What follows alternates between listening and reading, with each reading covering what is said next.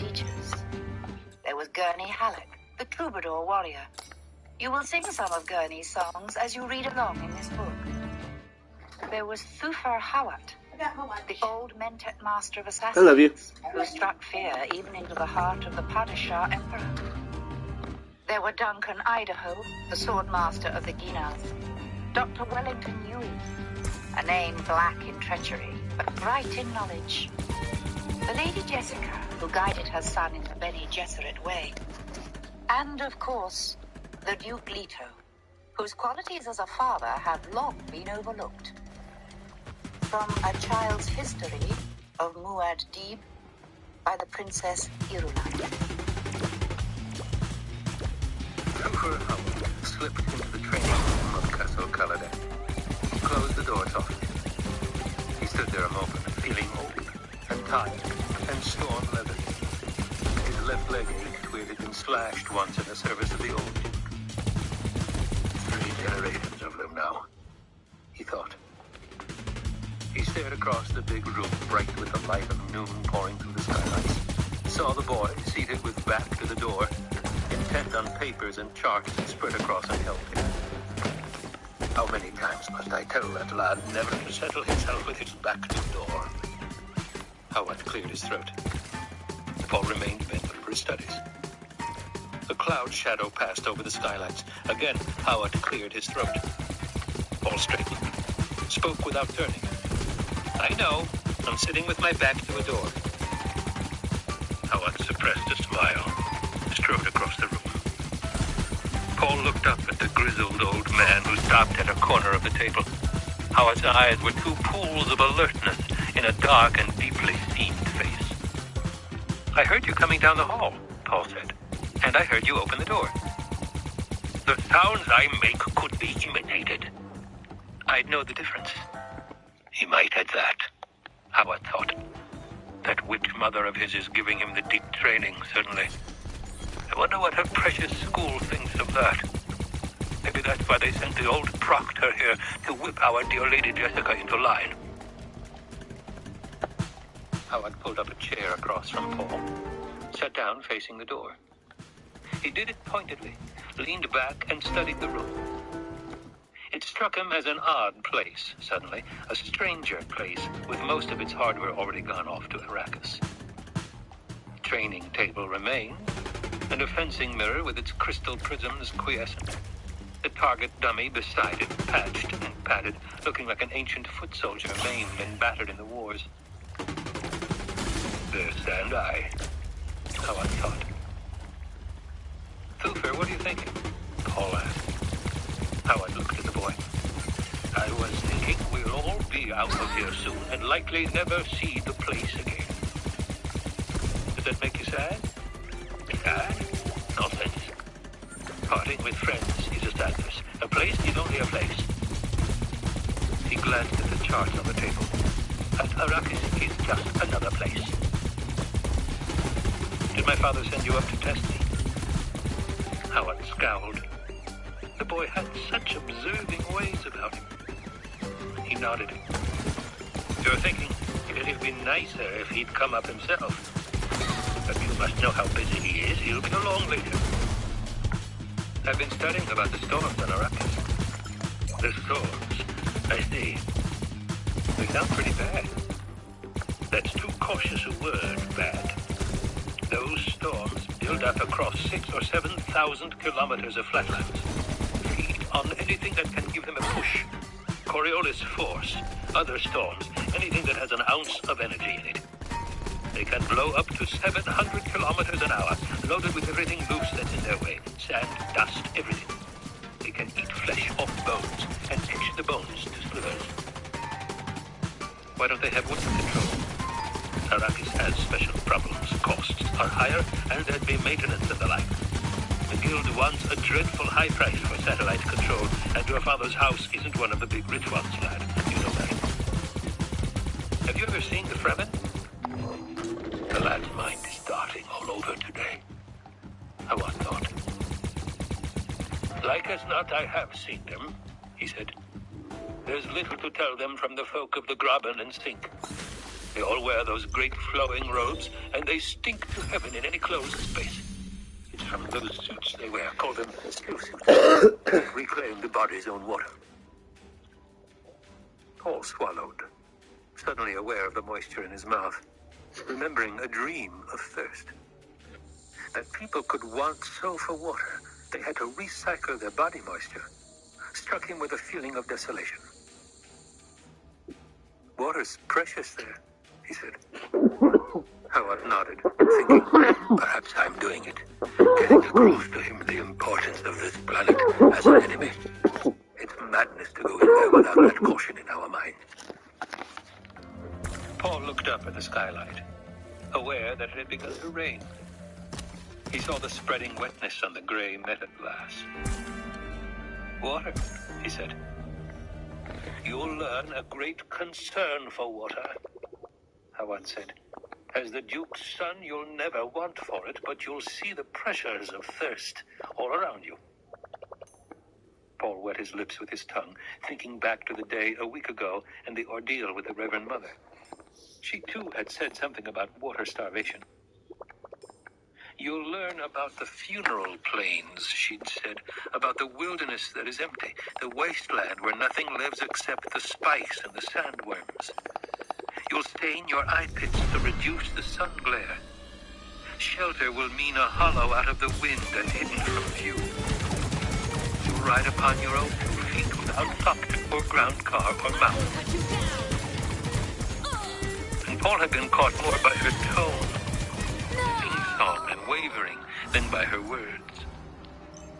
When you live upon Arrakis, she had said, Hala, the land is empty. The moons will be your friends, the sun your enemy. Paul had sensed his mother come up beside him away from her post guarding the doors. She had looked at the Reverend Mother and asked, Do you see no hope, Your Reverence? Not for the father. And the old woman had waved Jessica to silence, looked down at Paul. Grave this on your memory, lad. The world is supported by 4 things. She held up 4 big-knuckled fingers. The learning of the wise, the justice of the great, the praise of the righteous, and the valor of the brave. But all of these are as nothing. She closed her fingers into a fist. Without a ruler who knows the art of ruling. Make that the science of your tradition. A week had passed since that day with the Reverend Mother. Her words were only now beginning to come into full register. Now, sitting in the training room with Thufir Hawat, Paul felt a sharp pang of fear. He looked across at the Mentat's puzzled frown. Where were you wool gathering that time? Hawat asked. Did you meet the Reverend Mother? The truth-sayer witch from the Imperium? Hawat's eyes quickened with interest. I met her. She... Paul hesitated. Found that he couldn't tell Hawat about the ordeal. The inhibitions went deep. Yes? What did she? Paul took 2 deep breaths. She said a thing. He closed his eyes, calling up the words, and when he spoke, his voice unconsciously took on some of the old woman's tone. You, Paul Atreides, descendant of kings, son of a duke, you must learn to rule. It's something none of your ancestors learned.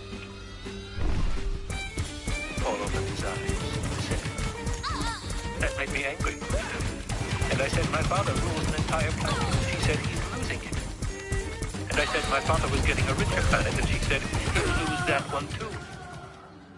And I wanted to run and warn my father, but she said he'd already been warned. By you, by Mother, by many people. True enough, Hawat muttered. Then why are we going? Paul demanded. Because the Emperor ordered it. And because there's hope in spite of what that witch spy said. What else? Fountain from this ancient fountain of wisdom. Paul looked down at his right hand, clenched into a fist beneath the table. Slowly he willed the muscles to relax. She put some kind of hold on him. he thought. How? She asked me to tell her what it is to rule, Paul said, and I said that one commands. And she said I had some unlearning to do. She hit a mark there, right enough. Howard thought. He nodded for Paul to continue. She said a ruler must learn to persuade and not to compel. She said he must lay the best coffee hearth to attract the finest men. How'd she figure your father attracted men like Duncan and Gurney? Howard asked. Paul shrugged. Then she said a good ruler has to learn his world's language. That is different for every world, and I thought she meant they didn't speak Gallic on Arrakis, but she said that wasn't it at all. She said she meant the language of the rocks and growing things, the language you don't hear just with your ears. And I said that's what Dr. Ewing calls the mystery of life. Howard chuckled. How'd that sit with her? I think she got mad. She said the mystery of life isn't a problem to solve, but a reality to experience. So I quoted the first law of Mentat at her. A process cannot be understood by stopping it. Understanding must move with the flow of the process, must join it, and flow with it. That seemed to satisfy her. She seemed to get it. Howard thought, but that old thing frightened me. Why did she do it? Paul said, well, Arrakis be as bad as she said. Nothing could be that bad, Howard said, and forced a smile. Take those Fremen, for example, the renegade people of the desert. By first approximation analysis, I can tell you there are many, many more of them than the Imperium suspects. People live there, lad. A great many people, and Howard put a sinewy finger beside his eye. They hate Harkonnens with a bloody passion. You must not breathe a word of this, lad. I tell you only as your father's helper. My father has told me of Crucis Secundus, Paul said. You know, Silver, it sounds much like Arrakis. Perhaps not quite as bad, but much like it. We do not really know of Crucis Secundus today, Howard said. Only what it was like long ago, mostly. But what is known? You're right on that score. Will the Fremen help us? Is it a possibility? Howard stood up. I leave today for Arrakis. Meanwhile, you take care of yourself for an old man who's fond of you, eh? Come around here like the good lad and sit facing the door. It's not that I think there's any danger in the castle, it's just a habit I want you to form. Paul got to his feet, moved around the table. You're going today? Today it is, and you'll be following tomorrow. Next time we meet, it'll be on the soil of your new world. He gripped Paul's right arm at the bicep. Keep your knife arm free, eh? And your shield at full charge. He released the arm, patted Paul's shoulder, whirled, and strode quickly to the door. Thufir, Paul called. Howard turned, standing in the open doorway. Don't sit with your back to any doors, Paul said. The grin spread across the seamed face. That I won't, lad. Depend on it. And he was gone, shutting the door softly behind. Paul sat down where Howard had been, straightened the papers.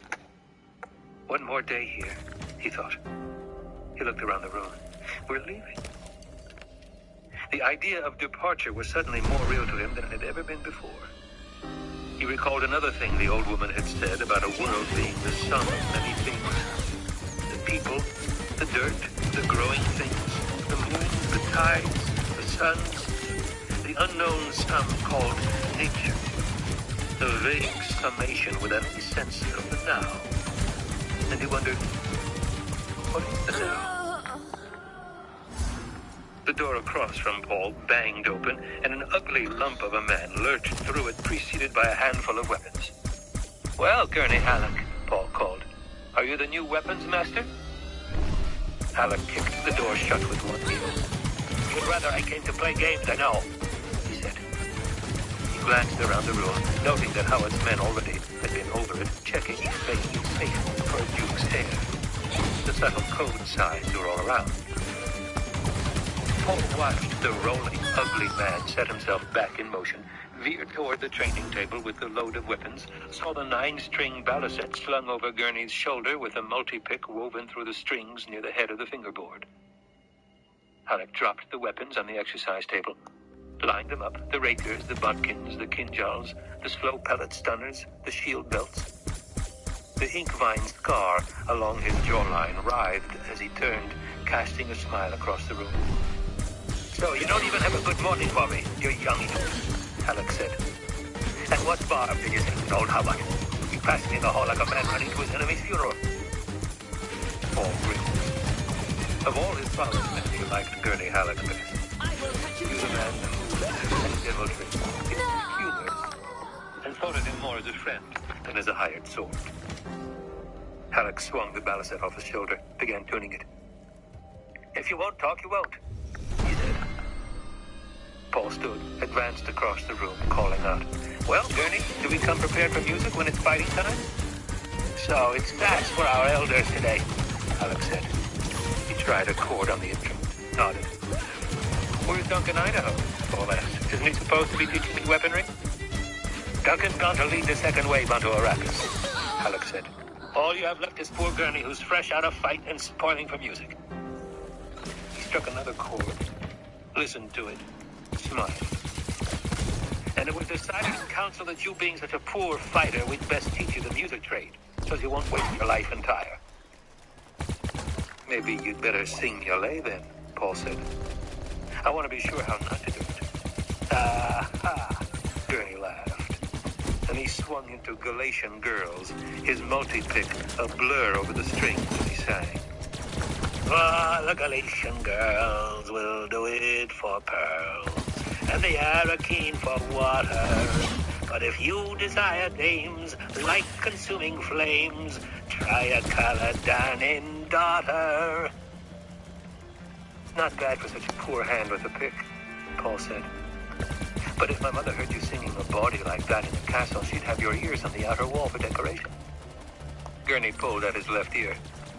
"Poor decoration, too, they having been bruised so much listening at keyholes, while a young lad I know practiced some strange ditties on his balisette." "So you've forgotten what it's like to find sand in your bed?" Paul said. He pulled a shield belt from the table, buckled it fast around his waist. "Then let's fight." Halleck's eyes went wide in mock surprise. "So, it was your wicked hand did that deed. Guard yourself today, young master. Guard yourself." He grabbed up a rapier, laced the air with it, and a helping out for revenge. Paul looked at the companion rapier, bent it in his hands, stood in the agile, 1 foot forward. He let his manner go solemn in a comic imitation of Dr. Ewing. "What a dolt my father sends me for weaponry," Paul intoned. "This doltish Gurney Halleck has forgotten the first lesson for a fighting man armed and shielded." Paul snapped the force button at his waist, felt the crinkled skin tingling of the defensive field at his forehead and down his back, heard external sounds take on characteristic shield-filtered flatness. "In shield fighting, one moves fast on defense, slow on attack," Paul said. "Attack has the sole purpose of tricking the opponent into a misstep, setting him up for the attack sinister. The shield turns the fast blow, admits the slow kinjal." Paul snapped up the rapier, feinted fast, and whipped it back for a slow thrust, timed to enter a shield's mindless defenses. Halleck watched the action, turned at the last minute to let the blunted blade pass his chest. "Speed excellent," he said, "but you were wide open for an underhanded counter with a slip tip." Paul stepped back, chagrined. "I should whap your backside for such carelessness," Halleck said. He lifted a naked kinjal from the table and held it up. "This in the hand of an enemy can let out your life's blood. You're an apt pupil, none better, but I've warned you that not even in play do you let a man inside your guard with death in his hand." "I guess I'm not in the mood for it today," Paul said. "Mood?" Halleck's voice betrayed his outrage even through the shield's filtering. "What has mood to do with it? You fight when the necessity arises, no matter the mood." food to think for cattle, or making love, or playing the balisette. It's not for fighting. I'm sorry, Gertie. You're not sorry enough. Halleck activated his own shield, crouched with Kinjal outthrust in left hand, the rapier poised high in his right. Now I say guard yourself for true. He leaped high to one side, then forward, pressing a furious attack. Paul fell back, parrying. He felt the field crackling as shield edges touched and repelled each other, sensed the electric tingling of the contact along the skin. What's gotten into Gertie? He asked himself. He's not faking this. Paul moved his left hand, dropped his bodkin into his palm from its wrist sheath. You see a need for an extra blade, eh? Halleck grunted. Is it a bit stressful? Paul wondered. Surely not Gertie. Around the room they fought, thrust and parry, feint and counterfeit. The air within their shield bubbles grew stale from the demands on it that the slow interchange along barrier edges couldn't replenish. With each new shield contact, the smell of ozone grew stronger. Paul continued to back, but now he directed his retreat toward the exercise table. If I can turn him beside the table, I'll show him a trick, Paul thought. One more step, Gertie. Halleck took a step. Paul directed a parry downward, turned, saw Halleck's rapier catch against the table's edge. Paul flung himself aside, thrust high with rapier, and came in across Halleck's neckline with the bodkin. He stopped the blade an inch from the jugular. Is this what you seek? Paul whispered. Look down, lad, Gurney panted. Paul obeyed, saw Halleck's Kinjal thrust under the table's edge, the tip almost touching Paul's groin. We'd have joined each other in death, Halleck said. But I'll admit you fought some better when pressed to it. You seemed to get the mood. And he grinned wolfishly, the ink vine scar rippling along his jaw. The way you came at me, Paul said. Would you really have drawn my blood? Halleck withdrew the Kinjal, straightened. If you'd fought one whit beneath your abilities, I'd have scratched your good one, a scar you'd remember. I'll not have my favorite pupil fall to the first Harkonnen tramp who happens along. Paul deactivated his shield, leaned on the table to catch his breath. I deserve that, Gertie. But it would have angered my father if you'd hurt me. I'll not have you punished for my failing. As to that, Halleck said, it was my failing too. And you needn't worry about a training scar or two. You're lucky you have so few. As to your father, that you could punish me only if I failed to make a first-class fighting man out of you. And I'd have been failing there if I hadn't explained the fallacy in this mood thing you've suddenly developed. Paul straightened, slipped his bodkin back into its wrist sheath. It's not exactly play we do here, Halleck said. Paul nodded. He felt a sense of wonder at the uncharacteristic seriousness in Halleck's manner, the sobering intensity. He looked at the beet-colored ink vine scar on the man's jaw, remembering the story of how it had been put there by Beast Rabban in a Harkonnen slave pit on Giedi Prime. Paul felt a sudden shame that he had doubted Halleck for an instant. It occurred to Paul then that the making of Halleck's scar had been accompanied by pain, a pain as intense perhaps as that inflicted by a reverend mother. He thrust this thought aside. It chilled their world. I guess I did hope for some play today, Paul said. Things are so serious around here lately. Halleck turned away to hide his emotions. Something burned in his eyes. There was pain in him, like a blister, all that was left of some lost yesterday that time had pruned off. How soon this child must assume his manhood, Halleck thought. How soon he must read that form within his mind, that contract of brutal caution, to enter the necessary fact on the necessary line. Please list your next of kin. Halleck spoke without turning. I sense the play in you, lad. And I'd like nothing better than to join in it. But this no longer can be played. Tomorrow we go to Arrakis. Arrakis is real. The Harkonnens are real. Paul touched his forehead with his rapier blade held vertical. Halleck turned, saw the salute, and acknowledged it with a nod. He gestured to the practice dummy. Now we'll work on your timing. Let me see you catch that thing sinister. I'll control it from over here where I can have a full view of the action, and I warn you, I'll be trying new counters today. There's a warning you'd not get from a real enemy. Paul stretched up on his toes to relieve his muscles. He felt solemn with the sudden realization that his life had become filled with swift changes. He crossed to the dummy, flapped the switch on its chest with his rapier tip, and felt the defensive field forcing his blade away. En garde! Halleck called, and the dummy pressed the attack. Paul activated his shield, parried, and countered. Halleck watched as he manipulated the controls. His mind seemed to be in two parts. One alert to the needs of the training fight, and the other wandering in fly buzz. I'm the well-trained fruit tree, he thought, full of well-trained feelings and abilities, and all of them grafted onto me, all bearing someone else to pick. For some reason, he recalled his younger sister, her elfin face so clear in his mind. She was dead now, in a pleasure house for Harkonnens. She had loved pansies. Was it Daisy? He couldn't remember. It bothered him that he couldn't remember. Paul countered a slow swing of the dummy, brought up his left hand entretissé. The clever little devil, Halleck thought, intent now on Paul's interweaving hand motions. He's been practicing and studying on his own. That's not Duncan's style, and it's certainly nothing I've taught him. This thought only added to Halleck's sadness. I'm infected by the mood, he thought, and he began to wonder about Paul. If the boy ever listened fearfully to his pillow throbbing in the night. If wishes were fishes, we'd all cast nets, he murmured. It was his mother's expression, and he always used it when he felt the blackness of tomorrow on it.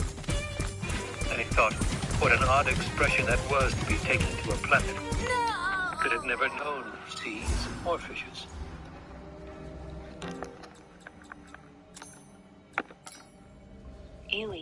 Wellington.